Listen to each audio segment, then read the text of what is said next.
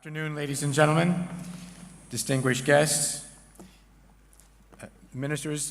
Minister Tariq Shawty was with us. He took special trouble to come here briefly, go to a presidential event he has to go to.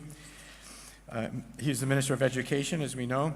Her Excellency, Minister Dr. Raniel Mashat, member of the faculty, alumna, star of the video we've just seen among them. He's the Minister of Tourism. Ambassadors, colleagues from sister universities in the region and in Egypt, international guests, supporters and friends, and members of the AUC community. We're honored to have you all join us as we begin a year-long global celebration of AUC's centennial of our founding.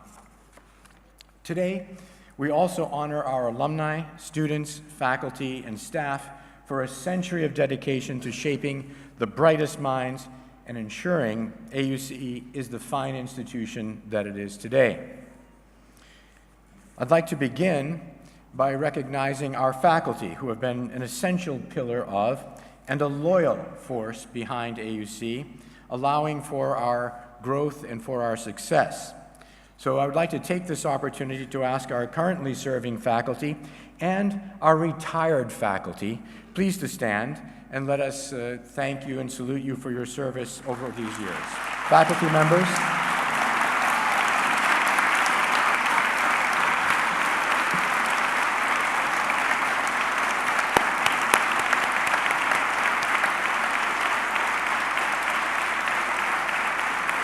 Thank you.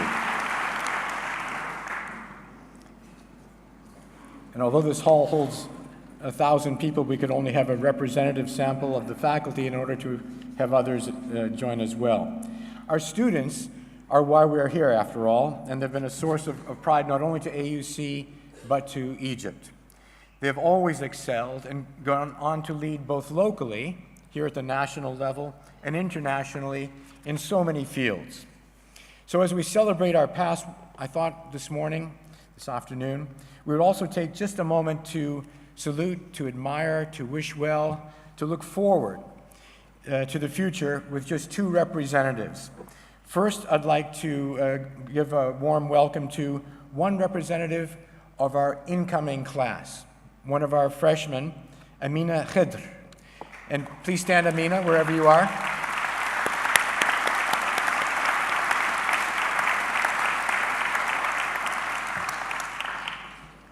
Amina represents the fresh tide of people who enter through a very competitive process to become AUCians.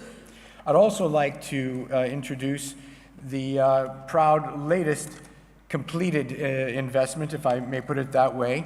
Just last month, really a week ago, we graduated into the world the first cohort of our Centennial 2019 class. And to represent that class, we have Ismail Suwailam, who is here with us too. Ismail, are you here?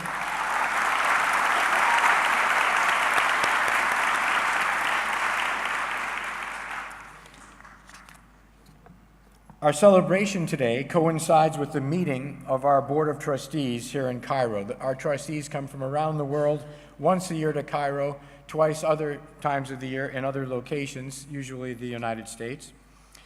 These are a dedicated group of volunteers, primarily American, but certainly many Egyptians, who give generously of their time.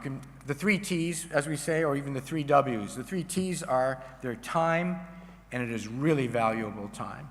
Their treasure, their personal wealth. These people are not paid to serve as trustees. They pay for that privilege. And their talent.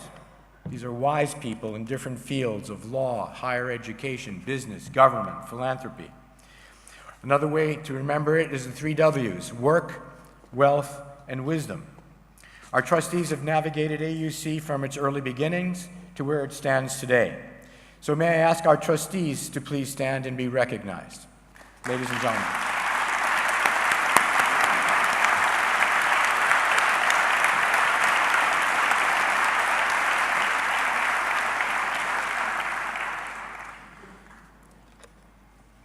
We're not only honored, but very deeply touched to have with us today Dr. Thomas A. Bartlett, a longtime member of the Board of Trustees, and the oldest living AUC president.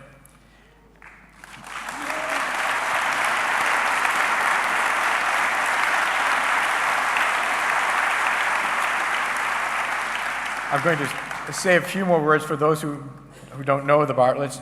Dr. Bartlett came to AUC with his wife Molly, who's also with us today, when he served as AUC president from 1963 to 1969. So if we think our times are turbulent, imagine those times. He was the university's youngest president at that time, former Foreign Service officer as well, a diplomat, if I may say. His forward-looking vision led AUC to double both its campus size and its student body, to expand and develop its faculty and academic programs, and to modernize its facilities. Plus ça change, the more it changes. We continued in your vision, Tom. Under his tenure, AUC bought the Greek campus, and when the 1967 war took place, it was a historically, pivotally challenging time for both AUC and for this country and for this region as a whole. Nevertheless, the university continued to operate, and students managed to sit for their exams thanks to Dr. Bartlett's able leadership. And in fact, just outside this hall in the fountain area, many of us were just there, as all AUCians know that area, the fountain area, is a fountain with an inscription in dedication of Tom and Molly's exceptional service to AUC. Demonstrating his commitment and passion to the university, Dr. Bartlett returned to the university to serve again as interim president from 2002 to 2003. His family has a long tradition of giving to AUC, and two of his sons, Richard and Paul, are AUC trustees. We're privileged that Tom and Molly are joining us today, as are Richard and Paul, as AUC celebrates this momentous time in its history. So thank you again to all the Bartletts, and especially Tom and Molly, to you.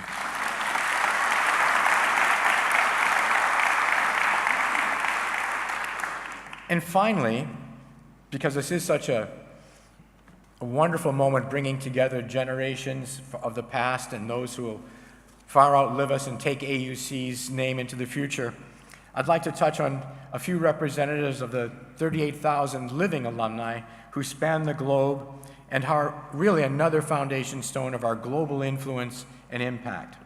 So I thought it might be fun just to test and see. I don't know for sure who's here, but I wanted to ask anyone who was a student or a member of the faculty or who had retired from the faculty or staff at the time of our 50th anniversary celebration. That would have been 50 plus 19 is 69. So those who were either on the faculty, on the staff, or students in 1969, or let's say before, could you please rise to see if we must have some who have been around that long. We do.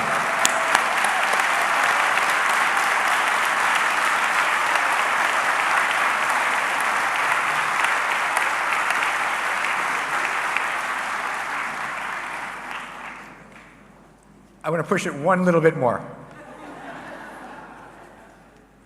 So, are there any among us who came here, let's say in the fall of '59, on our 40th anniversary, who were teaching in that academic year of 59?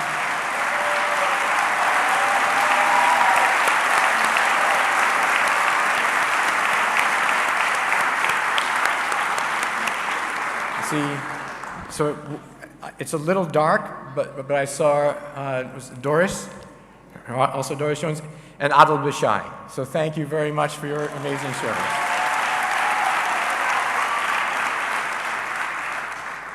So we have living witnesses to at least half of our existence as a university here, and even more in a couple of fortunate cases.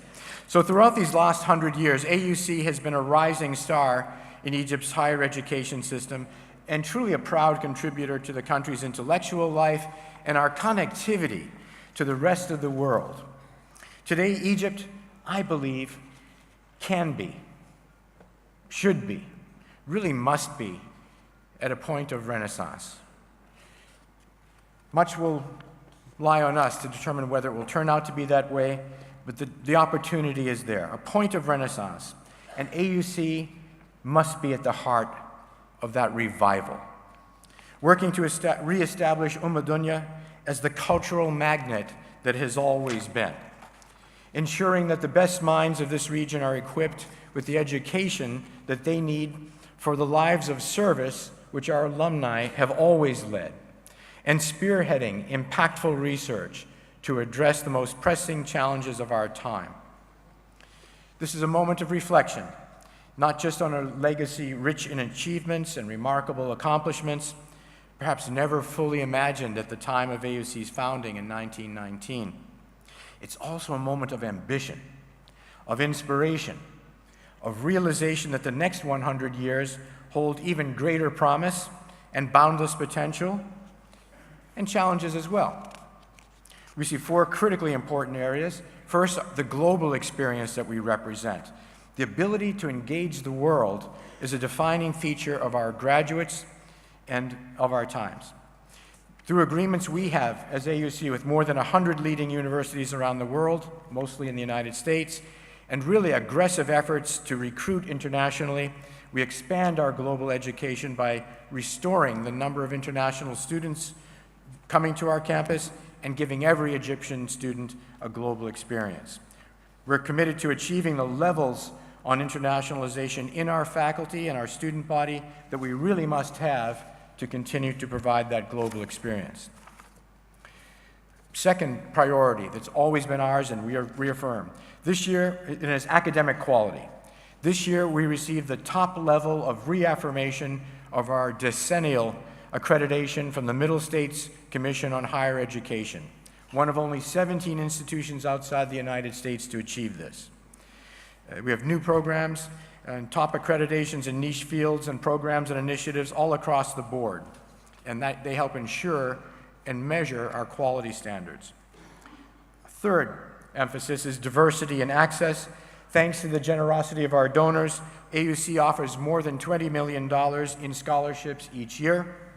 And as we enter our next century, we remain committed to ensuring the very top students from all corners of Egypt, this region, and from around the world will have access to AUC and our quality education regardless of their ability to meet our tuition costs. Finally, a fourth area of emphasis, many of you have already experienced a bit of it. If you haven't, after you leave here, please go around and check out our new Tahrir Cultural Center. We are dedicated to reviving Egypt's place as a regional fountainhead of the arts and culture through the establishment of AUC's Tahrir Cultural Center. Really, this is the reason we are here today. Thanks to the visionary generosity of engineer Naguib Sawiris, we are inaugurating today the first phase of the Tahrir Cultural Center. An inspirational philanthropist, Naguib is passionate about giving back to Egypt, giving generously and with purpose, focus, and impact. We share with him a common vision of the importance of culture, of intellectual exchange, and of art in reviving the spirit of downtown Cairo. This first phase of the Cultural Center features a renovation of 6 gallery spaces, a beautifully newly redesigned outdoor garden, perfect for exhibitions and music festivals, as we'll have this afternoon, a remodeled cafeteria, this newly renovated Ewart Hall, Oriental Hall, special access lounge area, the Feliki Theater and Gallery, spaces for workshops and classrooms, all in the service of our faculty, our students, and the larger public. And once complete, this cultural center will be a centerpiece, once again, of downtown Cairo, the beating heart of culture, not only for Egypt, but for the entire Arab world. We'll soon be announcing opportunities for others to join in supporting this vision through the Friends of AUC's Tahrir Cultural Center initiative. So have a good look around throughout the afternoon, the day, and just imagine the possibilities we have here.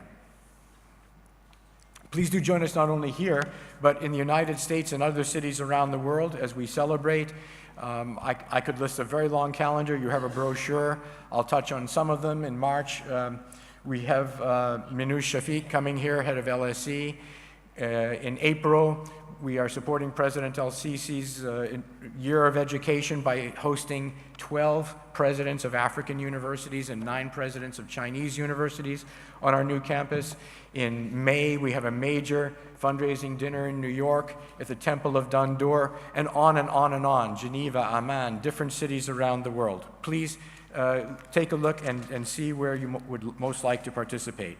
It's now my very great pleasure and honor to introduce Dr. Amr Adli, who is the Deputy Minister of Higher Education and Scientific Research for University Affairs, who will be conveying a message from His Excellency Dr. Khaled Abdelghafar, who is our very esteemed colleague, truly, and friend and partner as the Minister of Higher Education in this country.